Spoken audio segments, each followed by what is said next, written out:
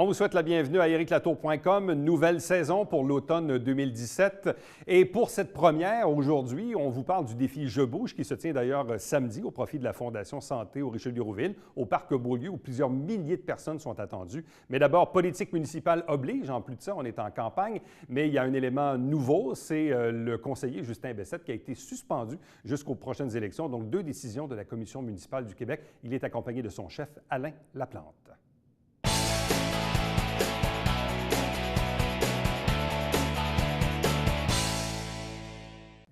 Dans quelques semaines, les Joannais seront appelés aux urnes, élections municipales. La campagne ou la pré-campagne est déjà débutée, on le sait, depuis quelques semaines, voire quelques mois. Mais là, évidemment, on est en plein dedans. C'est le moment de la rentrée aussi, rentrée politique. Et il y a eu, au cours des derniers jours, disons, une nouvelle qui a frappé un peu l'imaginaire collectif. Et c'est quand même assez rare que ça arrive. Un conseiller municipal qui a été suspendu, donc 2 jugements par la Commission municipale du Québec. Le conseiller Justin Bessette qui est suspendu jusqu'aux prochaines élections. Avec nous pour en parler, 2 invités. D'abord, le chef de l'équipe, Alain Laplante. Et Alain Laplante lui-même, bonsoir. Bonsoir, M. Latour. Accompagné du conseiller suspendu, Justin Bessette. Bonsoir et bienvenue. Bonsoir. Bon, première question, parce qu'il faut quand même mettre ça en contexte et expliquer à la population ce qui s'est passé. Mais moi, la première question qui m'est venue en tête, d'autant qu'Alain Laplante a souvent fait, disons, le b.a.-ba de ses campagnes électorales sur le fond de l'éthique, de l'importance de l'éthique et tout ça. Comment Alain Laplante vit-il avec l'un des membres de son équipe, Justin Bessette, ici présent, comme étant un élu qui a été suspendu? Puis après, on expliquera pourquoi. Bien, il faut comprendre que Justin Bessette n'a pas été suspendu pour avoir profité de sa position ou d'avoir tiré des avantages pécuniaires ou quelconques là, de son poste de conseiller. Donc, dans le fond, ce que la commission municipale vient de déposer justement une décision relativement à Justin. Dans le fond, on l'accuse d'avoir, en défendant des dossiers de citoyens, d'avoir, par le fait même, défendu ses propres dossiers personnels. Donc voilà, il faut comprendre là, que, premièrement, les élections s'en viennent très, très rapidement. On s'attendait à cette décision-là. On savait que Justin avait justement des altercations avec le service, les différents employés municipaux. Donc, voilà. Bon, première réaction, Justin Bessette. Premièrement, bon, je comprends que vous prenez acte du jugement en tant que tel. Vous ne ferez pas appel non plus. Premièrement, on ne peut pas faire appel. Ça, c'est important de savoir. Fait que l'appel n'est pas possible. Donc, on prend le jugement puis on le regarde. Ça se termine là. Est-ce que vous reconnaissez les faits qui vous sont reprochés dans ce jugement-là?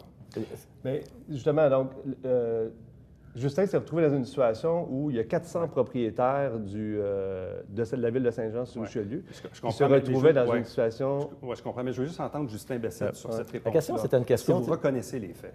Les faits, oui, écoute, je reconnais les faits. Les faits, si on parle d'un exemple de la confusion qui a régné. Tu sais, comme il dit le jugement, ce qui est important de comprendre, si on parle du dossier pompier, c'était une question de perception puis de sentiment.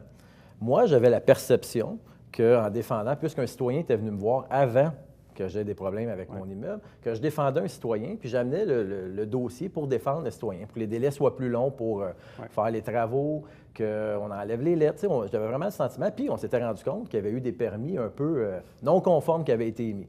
Fait que l'objectif était de défendre les 400 propriétaires. Puis tout le long du cheminement, avec le DG, on travaillait un peu là-dessus. Mais tout le monde était un peu, malheureusement, dans des fausses perceptions. D'un côté, certains croyaient que je défendais mon dossier. Moi, j'étais dans le sentiment que je défendais l'ensemble des propriétaires. M. Desroches, comme il a dit à la commission, bien, on s'est servi du dossier de M. Bessette pour améliorer le service des incendies. Donc, lui croyait même que c'était correct de la façon que ça se faisait.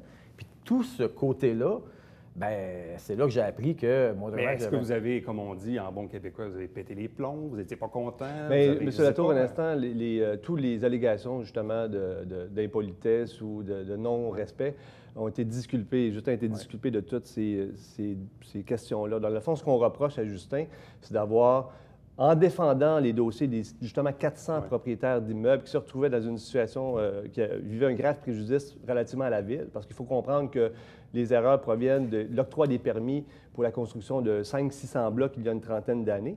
Donc, 30 ans plus tard, on se rend compte que les plans qui avaient été présentés à l'urbanisme pour la construction des blocs appartements ne correspondaient pas. Donc là, on demande 30 ans plus tard aux propriétaires d'effectuer des travaux qui occasionnaient beaucoup d'énormes frais. Donc, Justin, vous connaissez Justin, et Justin est toujours le premier à aller défendre avec vigueur les dossiers des citoyens. Donc, Justin a défendu l'ensemble des citoyens, mais ça se trouve par le fait même que Justin est aussi propriétaire d'immeubles. Donc, finalement, en défendant les citoyens, Justin s'est trouvé à défendre aussi ses dossiers. Bon, il y avait, on a pu le voir notamment samedi dans la presse, le titre était quand même assez fort où on dit « Tu sais qui je suis ton boss ». Avez-vous, oui ou non, dit à l'employé du service de sécurité incendie, à la fille en question, écoute, là, je suis ton boss. Quand on écoute les enregistrements, puis c'est ça qu'on a fait avec l'avocat, c'est important de voir les enregistrements, c'est qu'elle a eu la perception que j'étais son patron quand elle l'a dit à la commission. Puis là, elle avait une perception que j'étais son patron. Mais avez-vous prononcé ces mots-là? Non, mais les mots n'ont pas été dits. Je pose la question à Justin. Non, les mots n'ont pas été dits. Les mots n'ont pas été dits. C'était une perception. Elle dit clairement dans l'entrevue qu'elle avait la perception qu'il y avait une chose comme ça. Puis elle avait la perception aussi que j'étais son patron. Mais peu on importe. S'entend que je ne suis pas le patron je suis pas le patron des employés de la ville. Tout le monde sait que c'est la direction générale, puis j'ai aucun pouvoir sur un employé. Peu importe si les mots ont été dits ou non, effectivement, l'employé a perçu qu'on avait menacé son emploi. Mais comme Justin vient juste de le dire, il faut comprendre que les conseillers municipaux, pas plus que le maire, mais est-ce que vous pensez que votre comportement ait pu laisser penser ça? Que le ton, le choix des mots... C'est sûr que je suis quelqu'un qui est sec, je suis quelqu'un, quand il parle, qui est bouillant. Sauf que si on lit la phrase tout de suite après, on dit, c'est marqué dans le jugement que la conversation s'est déroulée sur un ton poli. Il y a quand même un petit peu de... Puis la phrase tout de suite après, fait qu'elle dit dans la même phrase que j'ai été poli puis que ça s'est déroulé d'une façon polie. Fait qu'à partir de là, puis c'est certain qu'il y avait toujours les permis non conformes qui sont venus alimenter un peu ça parce que en sortant les plans de l'immeuble puis en voyant que le plan n'était pas conforme, mais ça a fait tout un amalgame que moi, on m'accusait un peu d'avoir fait des travaux illégaux sur mon immeuble. Pourtant, on s'est rendu compte par la suite que c'était une grosse confusion de la ville, que l'entrepreneur à l'époque, puis c'est pas méchant, mais bâtissait les immeubles avec le même plan. Bien, il faisait un 6, un 7 ou un 8. Puis j'ai même eu la confirmation de la ville. Fait que tout ça, même le service des incendies n'avait pas les bons plans pour l'immeuble. Mais on connaît tous le petit côté vigoureux, le côté bouillant de Justin. Donc, effectivement, on s'est retrouvé dans une situation où il y a des choses qui ont été dites. Justin était fâché. Est-ce que Justin avait raison ou non d'être fâché? C'est pas ça que la commission vient à juger. Donc, ce que la commission avait à juger, à décider, est-ce que Justin, par ses actions, avait défendu ses intérêts personnels? Donc, mais dans le cas de la plainte des policiers, puis moi, ce que j'ai beaucoup entendu dans les derniers jours, c'est parce que ce que les gens retiennent, c'est bon, vous aviez un véhicule, semble-t-il, qui n'était pas immatriculé depuis 3 ans. On parle d'une amende, d'une infraction de 57 $. Et là, on se dit, bien, pourquoi Justin Bessette, il pète les plombs pour un ticket de 57 $ qu'il aurait très bien pu payer? Encore, on peut en parler. C'est un sentiment, comme ça a été marqué, c'est que auparavant, j'avais eu le sentiment, j'avais déjà déposé des plaintes, que je sentais qu'on était un petit peu harcelé. J'avais déjà déposé des plaintes, comme quoi que... Par rapport à vos véhicules? Non, par rapport aux employés, par rapport aux... Mais la ferme Bessette compte beaucoup de véhicules qui se promènent. Je pense que vous comptez genre une mais là, dans ce cas-ci, dans le fond, c'est un de vos employés qui se fait arrêter, puis là, l'employé vous appelle. L'employé appelle, puis la plaque, on parle de la plaque. Pourtant, le ticket, c'est pas ce qu'il indique. L'étiquette indique avoir circulé avec un véhicule dont la plaque est mal fixée. Je l'ai ici, l'étiquette. Mais avez-vous tenté de faire annuler cette contravention? Non, le but, c'était de comprendre. Le but, quand j'ai dit « je vais en parler à la Ville lundi », c'est qu'on était encore dans un sentiment de perception. Vous me dites clairement que c'est la plaque. Pour vous, c'est clair, la plaque n'a pas été payée pendant 3 mois. Moi, je reçois la contravention, puis c'est marqué « la plaque, c'est pas solidement fixée ». Je sais fort bien que la plaque est solidement fixée. Imaginez-vous tout ce que l'abroglio que ça fait, puis le ticket ne m'est pas remis. Donc, on tombe dans une confusion. Vous avez raison, M. Latour, en mentionnant que cette contravention-là est de 57 $.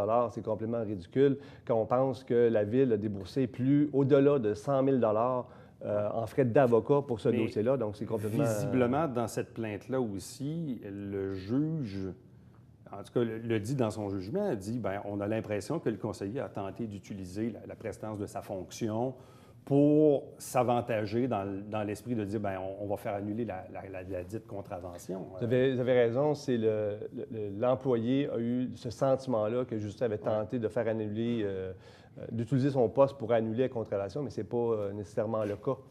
Donc, mais visiblement, le juge n'a pas cru cette version-là. Ben oui, il n'y en a qu'une partie. Une partie, mais pas la totalité. Bien, l'autre partie, c'est quand on dit, bon, mais ça ne fonctionne pas parce que l'employé est ami avec moi ou sa rémunération, parce qu'il n'est pas rémunéré, bon, on peut douter un peu. Je veux dire, des gens qui font du bénévolat chez moi, j'en ai des tonnes. Le juge, je ne crois pas que les gens peuvent venir faire du bénévolat sur une ferme. C'est correct. Comment mousser ça? C'est impossible. Mais j'accepte ça un peu parce que c'est vraiment les arguments qui font qu'on n'a pas accepté le témoignage. C'est quand même, Alain Laplante, qui suivait les affaires municipales depuis longtemps, c'est quand même assez rare au Québec qu'un conseiller est suspendu pendant 45 jours. Là. Vous avez raison. Moi, je suis... il n'y en a pas tant que ça. Il n'y en a pas tous les jours. C'est à cause que la loi, il faut faire attention que la loi, elle a juste 1 an. Puis il y en a quand même une quinzaine là, déjà. Là. Mais vous avez raison, M. Latour. Ça fait moi aussi une dizaine d'années que je suis assidûment les travaux du conseil municipal. Et je connais Justin Bessette. S'il y a un conseiller à la Ville de Saint-Jean qui est toujours là pour défendre avec vigueur les citoyens, toujours dans l'intérêt des citoyens, que ce soit pour leur faire sauver des taxes, pour diviser le compte de taxes en 4 versements, pour mettre en place des nouvelles façons de faire comme le stationnement de nuit. Donc, s'il y a un conseiller qui est toujours là, disponible 24 heures sur 24 pour ses citoyens, c'est Justin Bessette. Qu'est-ce que vous retenez de tout ça? Est-ce que, disons que vous êtes réélu le 5 novembre, est-ce que Justin Bessette demeure le même? Est-ce qu'il apprend de cet épisode-là? Est-ce qu'il va se comporter différemment? Est-ce qu'il va être plus sage? Vous avez déjà vu les changements, puis même ça en était presque un running gag au conseil, quand je disais, bien, je pense que je suis en conflit d'intérêts, même si on passait ça rapidement, je le disais régulièrement. Puis on prenait ça pour un running gag, mais je me suis rendu compte qu'il faut que, juste quand on a proposé pour avoir des clapets anti-retour à Iberville, bien, j'ai eu un avis juridique qui m'a dit, parce que j'avais un immeuble dans cette situation-là, que je n'avais pas le droit de voter. Donc, je me suis retiré. Pourtant, tout le monde faisait « Ah, il ne veut pas le voter, il amène la résolution. » Mais j'avais eu un avis juridique. Fait que, est-ce que Justin Bessette va être moins bouillant qu'avant? C'est ça ma question. Je vais être le même bouillant. C'est que je vais juste prendre le temps. Être plus prudent. Être plus prudent. Je vais consulter plus les conseillers en éthique pour être certain puis avoir vraiment... Le but, ce qu'on a reçu, j'avais déjà commencé ça, c'est de prendre un conseil en éthique à chaque fois qu'on a un petit doute. Effectivement, les faits qui ont fait l'objet des plaintes à la commission municipale datent de 2013-2014.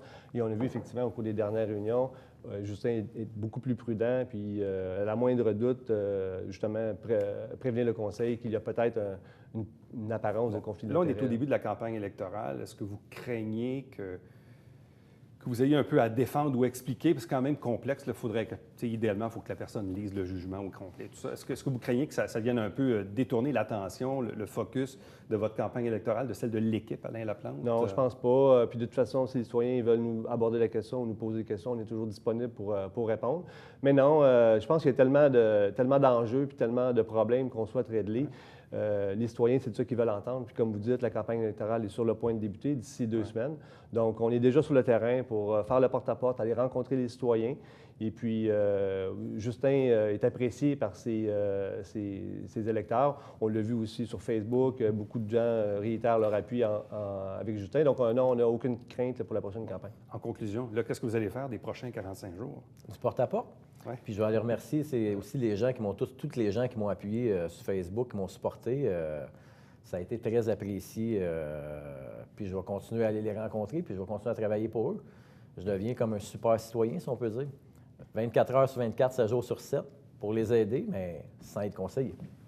À vous deux, merci beaucoup. Bonne campagne électorale. On aura l'occasion de se reparler dans les prochaines semaines pour parler des enjeux et des enjeux de fond de cette campagne. Merci. Merci à vous. Restez avec nous, puisqu'au retour, vous le savez, samedi prochain, c'est le défi Je bouge au profit de la Fondation Santé. Donc, encore quelques jours pour vous inscrire.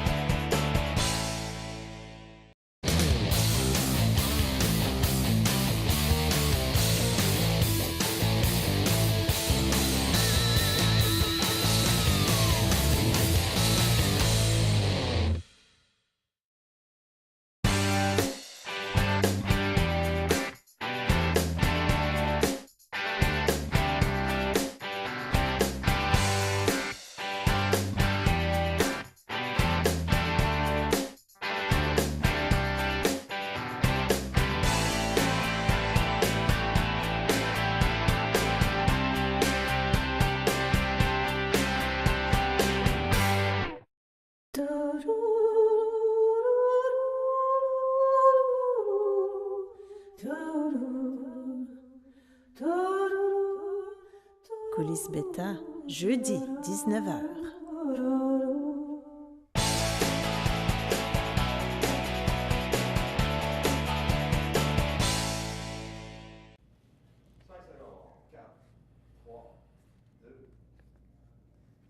C'est un événement très important, très attendu. C'est en fin de semaine, samedi 9 septembre, au Parc Beaulieu, dès 7 h le matin à Saint-Jean-sur-Richelieu. Le défi « Je bouge » au profit de la Fondation Santé au Richelieu-Rouville.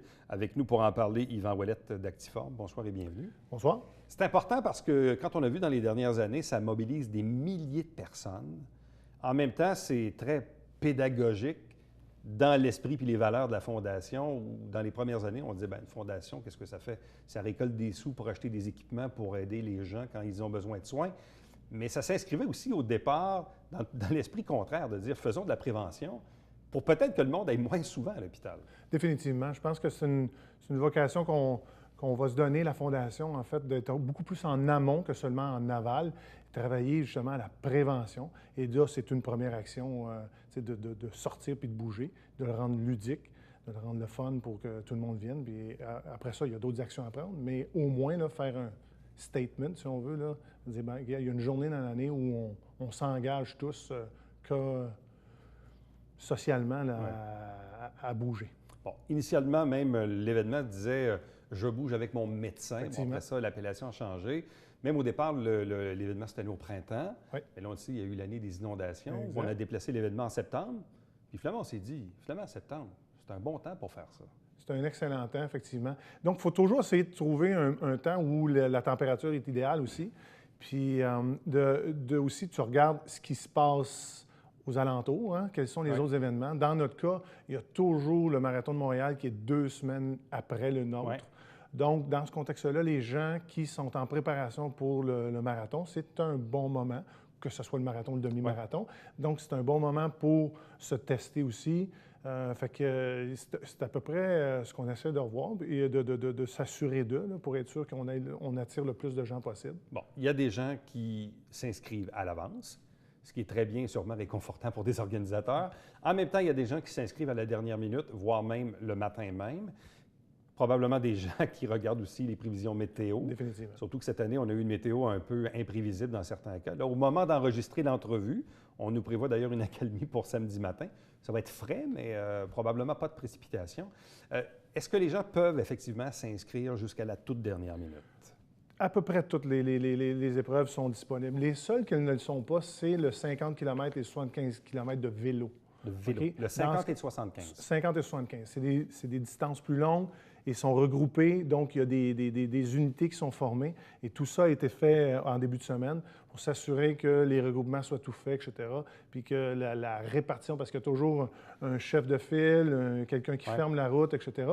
Donc, ça nécessite plus d'organisation. Donc, dans ce cas-là, c'est fermé. Les inscriptions sont terminées. Les inscriptions sont terminées. Mais pour tout le reste? Mais pour tout le reste, c'est disponible le matin même. Il faut quand même prévoir un peu de temps. Il ne faut pas arriver là, 8h moins 5, je pars à 8h. Et pour pouvoir avoir son dossard, pour avoir sa puce, s'inscrire, etc., son chandail, ces choses-là. Donc, il faut se prévoir peut-être une petite heure d'avance pour être capable de prendre le temps de s'inscrire. Bon, quelles sont les différentes disciplines au programme? Bon, tu as parlé du vélo 50 et 75 kilos. Est-ce qu'il y a d'autres distances aussi pour les cyclistes? À vélo, il y a un 10 km plus familial, un simple 10 km là, qui se veut très familial avec les enfants, tout ça. Et après ça, on tombe dans le 5 km marche et course, 10 km marche et course. Il y a le demi-marathon qui est 21,1 km. Okay. Et incidemment aussi, une marche de 1 km ou une course pour les enfants, 1 km. Et on l'offre aussi aux personnes, la mobilité réduite, des gens qui sont handicapés. On a toujours une bonne gang de gens qui viennent avec des maladies pulmonaires obstructives chroniques, qui viennent puis qui font le kilomètre. Donc ça aussi, c'est quelque chose qu'on essaie d'avoir de plus en plus, de faire en sorte que cette activité-là soit accessible à tous. Bon, on le dit, ça commence à 7 h le matin. Quelles sont les premières disciplines? Parce que tu dis, bon, on peut toujours s'inscrire à la dernière minute, mais bon, il ne faut pas arriver là, 8h moins 2. Mais à quel moment là, ça commence à partir le matin? Parce qu'il y a des départs successifs. C'est ça, c'est des départs successifs. La première étant le demi-marathon, parce que c'est celui qui dure le plus longtemps. Et on veut, dans le cas du demi-marathon particulièrement aussi, s'assurer d'avoir une température. Il ne faut pas attendre de courir sur l'heure du midi au zénith. On veut le faire plutôt en matinée. Donc, c'est demi-marathon, Après ça, ben, c'est les courses de longue distance, 10 km, 5 km, marche, etc., qui sont mis dans un ordre, là, aux alentours aux demi-heures à peu près. Bon. Et là, l'idée, c'est que tout le monde soit revenu sur l'heure du midi? Oui, essentiellement, de façon générale, on veut que tout le monde soit revenu de retour aux alentours de 11h, 11h15. Il y en a toujours un peu des retardataires, parce qu'il y a notre fameuse course des enfants de 1 km qui est à 11h30. Puis là, incidemment, dans beaucoup de cas, c'est souvent le papa ou la maman qui a fait une course précédente, qui revient, puis là, part avec son enfant, fait la course du 1 km avec le petit bambin de 2 ans, aller jusqu'à 12, 13, 14 ans. Là. Les coûts d'inscription, bon, je comprends que les gens peuvent aller voir sur Internet, là, mais ça va de quoi à quoi? Là? Bien, à la dernière minute, comme ça, là, la journée de l'inscription, on est plus près du 60 ce qui est déjà beaucoup moins des autres courses, etc., considérant aussi toute l'offre de services qu'on offre. Tu sais, il y a des jeux pour enfants, il y a des activités, il y a des clowns, il y a des maquilleurs. Puis au niveau bouffe aussi, l'alimentation, c'est quand même assez intéressant ce qu'on peut offrir sur le site. Mais si on s'inscrit avant, on est beaucoup plus près du 40 même 35 si on fait des groupes, etc. Puis on a des organisations en entreprise qu'on veut définitivement développer l'année prochaine, là, faire en sorte que les entreprises puissent participer en tant qu'équipe, en tant que groupe, pour peu de frais, puis faire en sorte de faire une activité de gang, là, puis de dire « Hey, on s'engage-tu, la gang, à aller courir, marcher ensemble? » Puis, donc, le jour de l'événement, 60 par adulte, 25 par enfant. Par contre, comme tu le dis, si on s'inscrit à l'avance, et à l'avance, il ne vous rest pas grand temps, parce qu'au moment où l'entrevue est diffusée, là, on est comme dans les derniers jours. À l'avance, c'est la journée même. Là. Il n'y a pas de vraiment là, entente. L'inscription est terminée là, sur le site Internet. Pour le faire, c'est la journée même, le matin même, qui reste disponible. Bon. Et quelles sont les autres activités? Parce que là, en même temps, c'est festif, c'est rassembleur, il y a probablement des jeux gonflables, ce genre de trucs. Ça va ressembler à quoi comme ambiance dans le parc? Bien, en fait, on s'assure de, activer les gens. Là, si on parle du début jusqu'à la fin, du début du processus, bon, bien, les gens arrivent, ils vont chercher leurs atouts, là, soit le T-shirt, la trousse du participant, elle peut être faite la veille au Sport Expert, par contre, aussi. À partir de mardi, aujourd'hui, on peut se rendre chez Sport Expert, aller récupérer sa trousse. Donc, on évite ce temps d'attente-là la journée même. Sinon, bien, on va faire ça. Les retardataires vont s'inscrire le matin même. On va les activer, on va s'assurer qu'ils sont bien échauffés, bien activés pour le début de la course. Ils font leur course. Puis après ça, bien, ces gens-là, on reçoit de l'eau, reçoivent leur médaille et ils ont un petit lunch d'inclus. Et sur le site, il va y avoir un food truck, Ben et Florentine, qui est là, qui va offrir des services. Après ça, on a d'autres collations qui sont servies. Omax est partenaire avec nous cette année, qui remettent une barre Une barre Mars. Une barre, c'est un réflexe. C'est un lapsus. C'est ça. Fait que, il y a Omax qui est là. Je vais y arriver. Et après ça, bien, comme vous avez dit, il y a des jeux. Machin Chouette est là pour animer les enfants. Actiform va le faire aussi au niveau des enfants, faire des jeux. Il y a des clowns, il y a de l'eau, il y a des maquilleurs. Et donc, si on se fie aux années passées, il y avait quoi? Quand même plusieurs milliers de personnes qui participent à l'événement? Définitivement. Au niveau de la participation, on est au-dessus de 3 000. C'est ça. Donc, on espère cette année aller vers des 3 000, 3 500, plus les badauds, les gens qui accompagnent. Ma tante, mon oncle, grand-papa, grand-maman.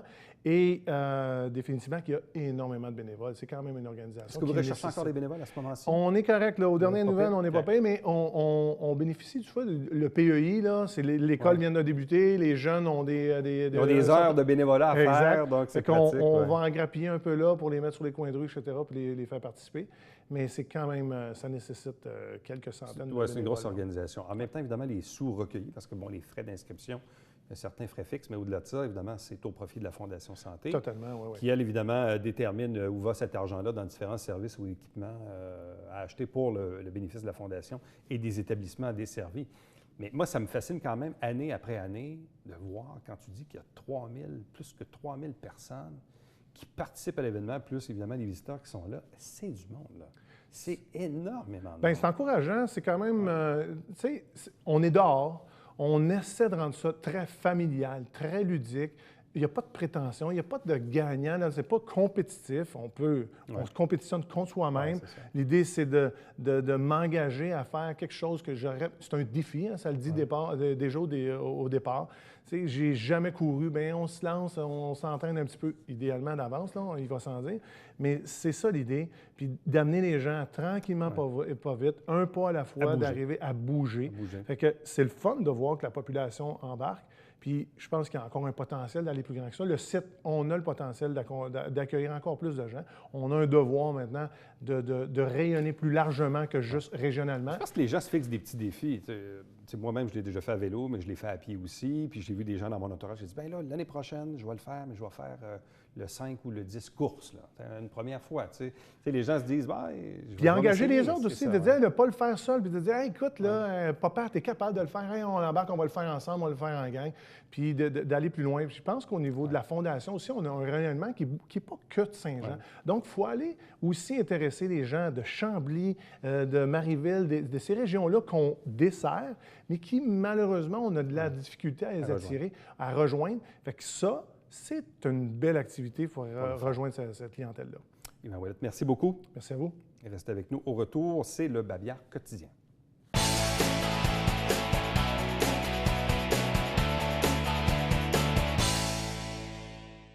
Encore quelques places disponibles pour s'inscrire aux ateliers du service des loisirs et bibliothèques de la ville de Saint-Jean-sur-Richelieu. Vous pouvez le faire d'ailleurs en ligne, donc allez voir les différents ateliers qui sont encore disponibles. Chaque semaine, et on reprend ça aussi, donc on va vous diffuser des extraits des travaux du conseil municipal. On en fait la captation le 1er et 3e lundi du mois. Là, évidemment, de façon exceptionnelle, le conseil se tient au lendemain de la fête du travail. Et là aussi, c'est la campagne électorale. Donc, il y aura un dernier conseil début octobre, puis après ça, on sera en pause électorale. Également, vous dire que le Télébingo, il y a du changement cette année, 4 000 $ en prix. En fait, la carte pleine est désormais à 2 500 $. Il y a toujours une trentaine de dépositaires dans la région pour acheter vos livrets. Entre-temps, si vous désirez me joindre, faites-le par courriel, plus rapide et plus facile, à Éric Latour en un mot, à commercial tvhr9.com. À demain.